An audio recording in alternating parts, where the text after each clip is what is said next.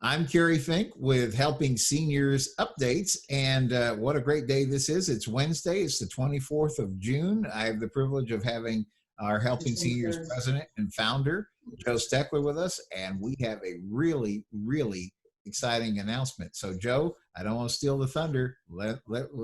Tell us what's going on. Well, Kerry, I wouldn't mind you stealing the thunder at all because, to all of our followers on Facebook and Twitter and Instagram and all these other things that I know so little about, you know a lot about, you've guided me over the years and helped me understand some of these things, but you still haven't let me set one of the things up yet. You don't trust me that far yet. But for all of you that are really knowledgeable about all the media things I've just mentioned, I just want you to know that I truly am excited because I can tell you now that Mr. Mark Pylock, who is the owner of the American Muscle Car Museum, who was forced to close the museum due to the coronavirus threat, now believes that it'll be okay, and we've rescheduled the event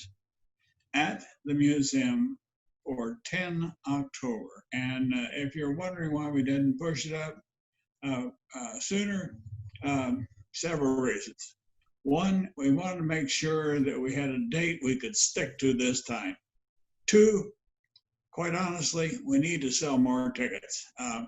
I've always admitted to anybody that has known me over the 30 years I've been involved in fundraising for nonprofits and charities here in Brevard County, Florida, that I've always told you the truth. I've never hesitated in telling anybody that asks me that we need your support.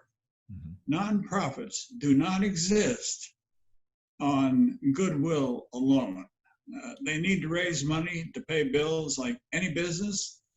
We were able to get a small, and I'll say small, business loan for this coronavirus threat pandemic thing, and every little bit helps.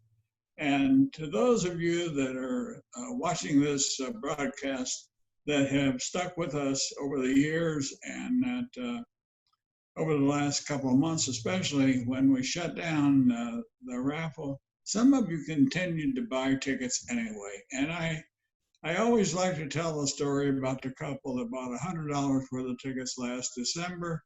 And about 2 weeks ago, I got another letter and a note from them in the mail where they said, Joe, here's another $100 for 5 more tickets, because with all this coronavirus stuff going around, we thought that you could use some more help. Well, I won't mention names. I don't do that. But the person that did that knows exactly who I'm talking about. And I just want to thank them and thank all of you that have helped us over the years and have helped us in particularly over the last 3 or 4 months.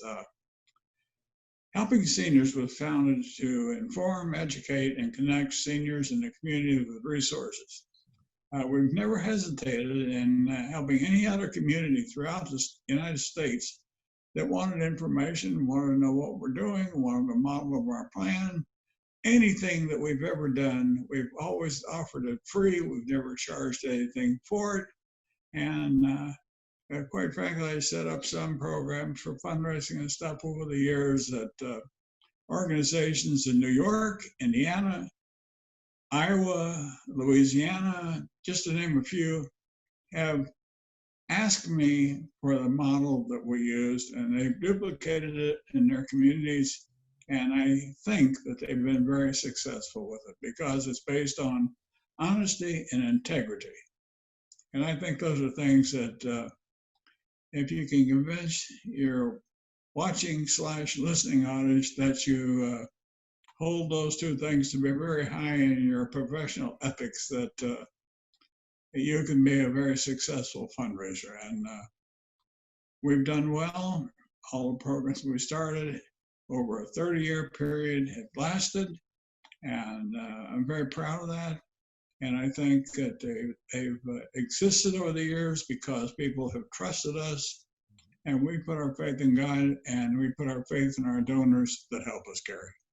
You know, what you're saying is it's so important. I was just thinking about this. This is really exciting now that we have this to look forward to in October, because as you know, this is the third annual Helping Seniors Car Raffle, and we had so much fun the very first year that Mark was kind enough to invite us over to the American Muscle Car Museum, and the winner received that 1951 Ford Victoria that AJ Hires had helped us with. And then last year, just to see the excitement with over 2,000 people there, and the lady won and picked out that beautiful brand new Dodge Challenger.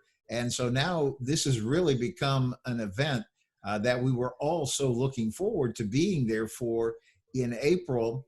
And obviously, sadly, we couldn't do it then, because even today, while we're talking this, we're in phase 2 reopening, and technically the governor really doesn't want large gatherings of over 10 people.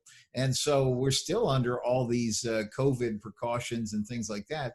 But it's nice to know that we can look ahead to October and understand that by that time, things will be opened up so that we can have this. And in all cases, like you mentioned, we will have this party at the American Muscle Car Museum on October 10th. And one of the things that's nice is, I think, when people come to an event like that and they see how many other people are involved in supporting the work of seniors, I think it encourages them. It certainly encourages us on our side, because I just believe what we're doing is so important. When we live in a county where 1 out of 4 people is over 65 and 1 out of 2 is over 50, and you know that in the middle of COVID-19 and all these, Kim is taking these calls right and left of all kinds of requests and things, and there has to be somebody that's able to connect seniors to the help that they need and solve these problems. Well, I was looking at my computer this morning, and there was a lady that sent a call for help to Helping Seniors of Brevard.org. And the call for help was this: she needed help on 2 separate occasions to get to a doctor. So I took a look at it, and when I see requests like that, I always call Kim, our education specialist, to make sure that she saw that request. Well, I sent a note to her this morning, and she had already taken care of the problem and had arranged transportation on those 2 dates. So this is important, because not only in Brevard County, a county 70 miles long, for those of you that don't even live here in Florida that are watching this, whether it be on Twitter or Instagram or Facebook, or however you're watching Kerry and me talk this afternoon, these problems that we face here are problems that are similar in your county. There are 3,067 counties in the United States of America, and we're all the same in so many things, yet we don't really even stop and think about it most of the time. But there are older people somewhere, someplace, that need help. And I just recently did a couple of articles for our hometown news, and then actually those letters get farmed out to 4 other newspapers: a black newspaper, a Spanish newspaper, and a couple other places. And we're still looking for other outlets. But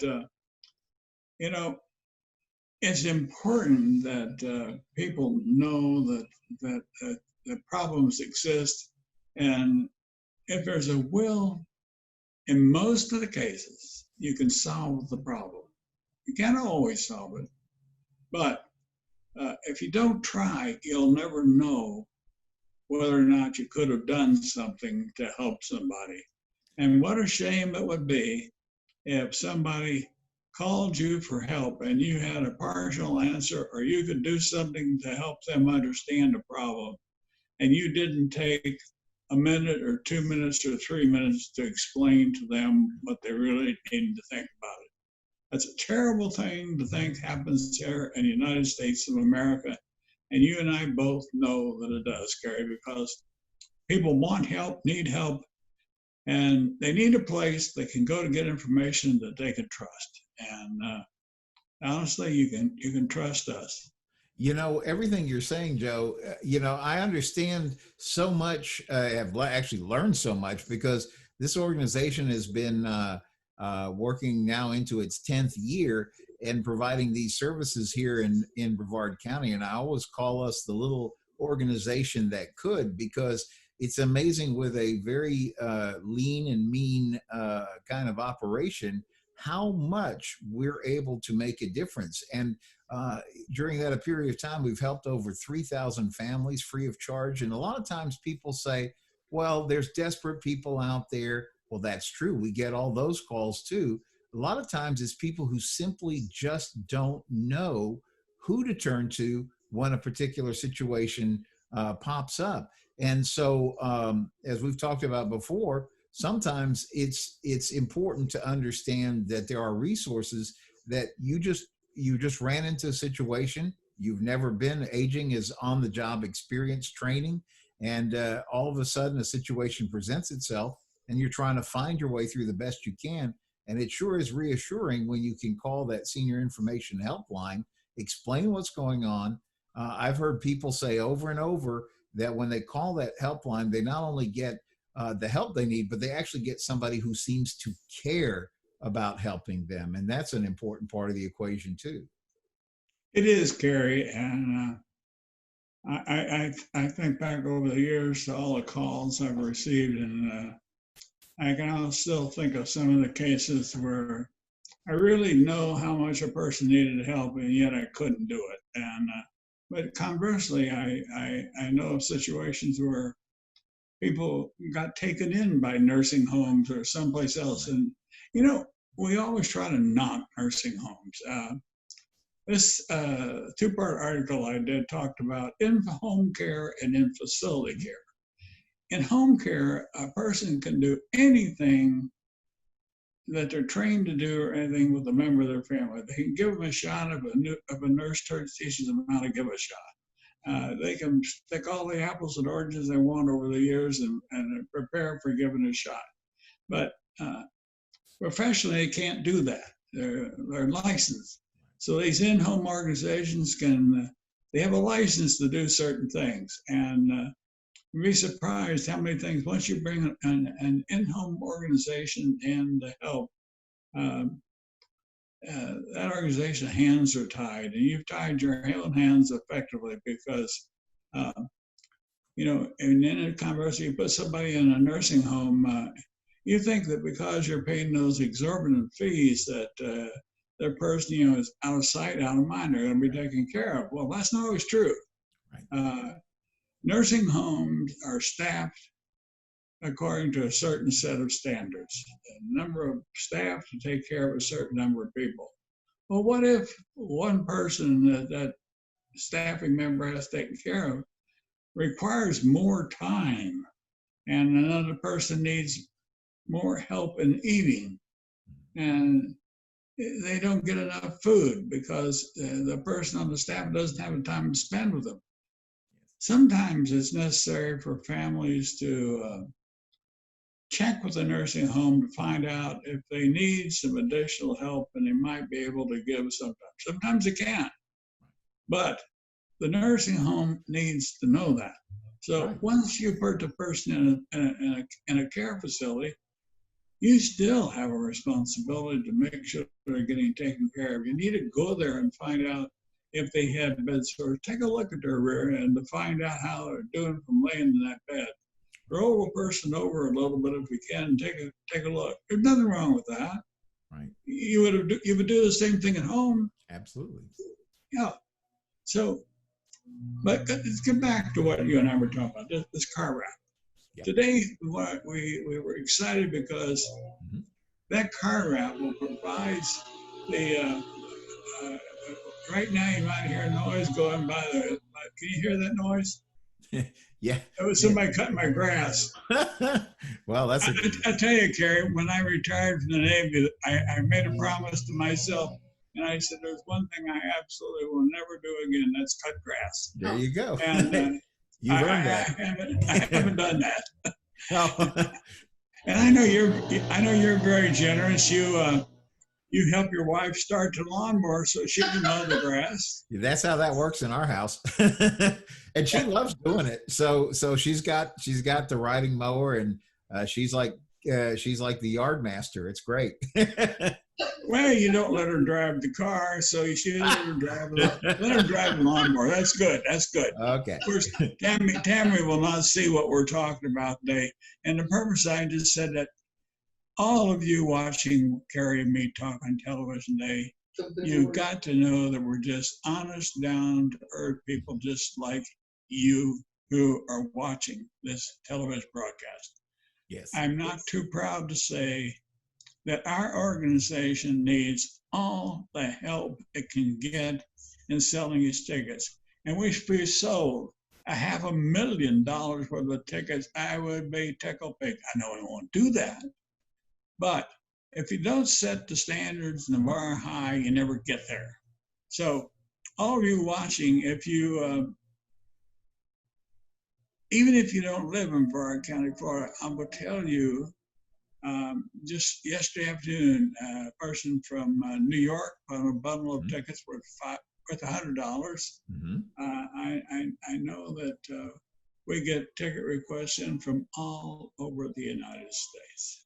It's true, Joe, because as you know, we get calls from people all over the United States. Occasionally, it's because they found out about us and want help wherever they are. And if we can explain something or at least get them pointed in the right direction, of course we will.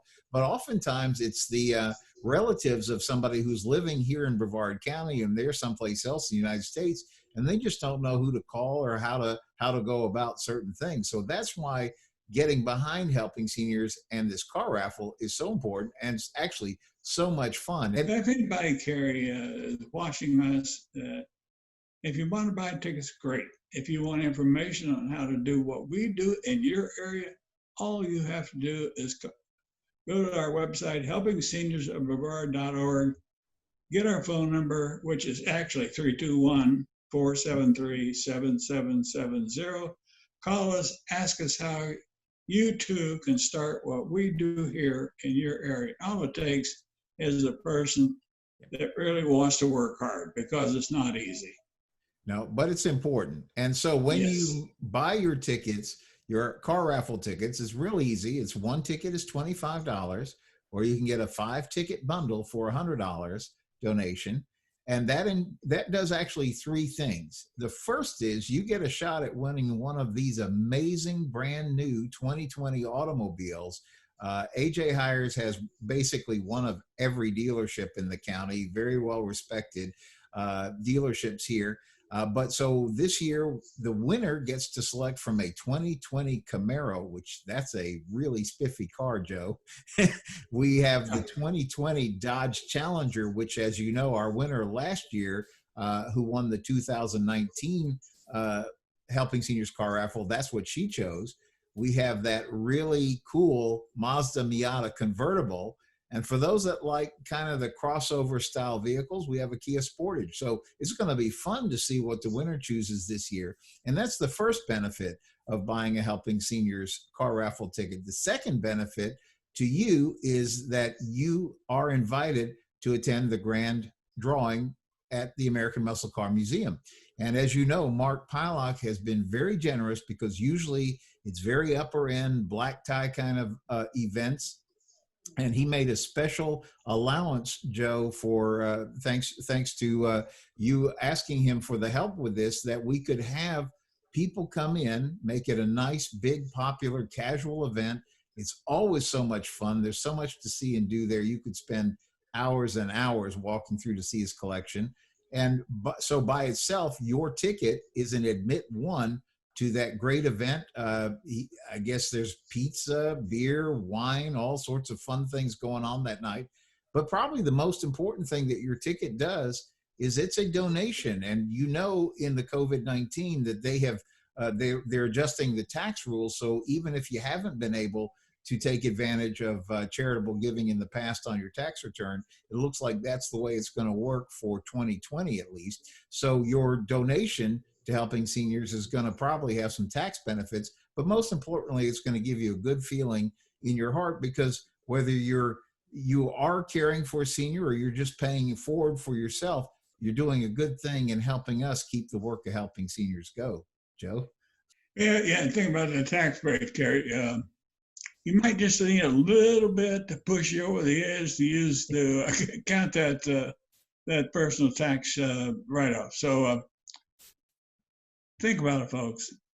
Think about what Kerry's just said, and I'll echo what you're saying, Kerry. Over the years, and at my age, I've watched a lot of things happen, and I've watched a lot of really, really good things happen. And I see and have seen when people come together to help somebody else, something good seems to always happen. So thank you for doing this afternoon, and we're going to keep pushing this over the next 3 months. Yeah, looking forward to this date, October 10th, and also look for Joe's article. It's in the Hometown News this week, right? Yes. It's coming out on Friday, so you don't want to miss that. Part 1 is already available on the Helping Seniors website at helpingseniors.brevard.org. So you can read that up and then be ready for Hometown News to come out on Friday with Part 2, as we talked about. So Joe, thanks for joining us today for Helping Seniors Update. We'll be back on Friday with more. Hope you have a good week. Until then.